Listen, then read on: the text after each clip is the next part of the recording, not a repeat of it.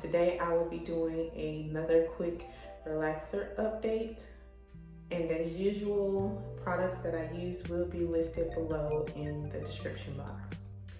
So I relaxed a little over 16 weeks, and today I am almost exactly 1 week post. I've been thinking about going back to relaxing every 3 months. Right now I'm doing every 4 months.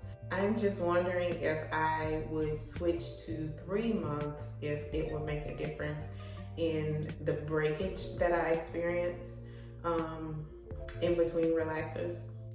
Although I have experienced less shedding this time around, usually when my hair is about a week old, I will have a good amount of hair in my comb and on the floor. But this time around, not so much. And I think that may be because I used the Olaplex. If you haven't checked out that video, I did a review on Olaplex number 3. So go check that out. And I think that may be the difference in why my hair is not shedding as much as it usually does around this time. Another thing that I did differently this time is I forgot to use my rinse.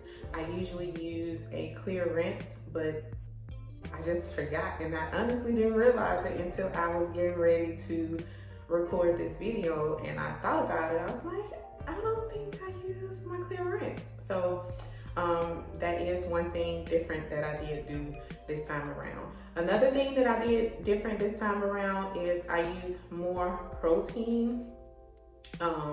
I usually use the 2-minute Reconstructor right after I rinse out the relaxer. This time I did that, and then I also went in with a Shea Moisture protein treatment. So that could also be the reason why I see less shedding this time around.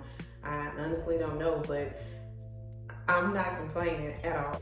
Now, what I will complain about a little is that it is becoming a little tougher to do my hair on relaxer days. Applying the relaxer is getting a little difficult because my hair is longer than what it was when I originally started self-relaxing my hair, and I feel like I'm getting a lot of relaxer on my ends. But I also do use a protector on my ends, and it's for that reason.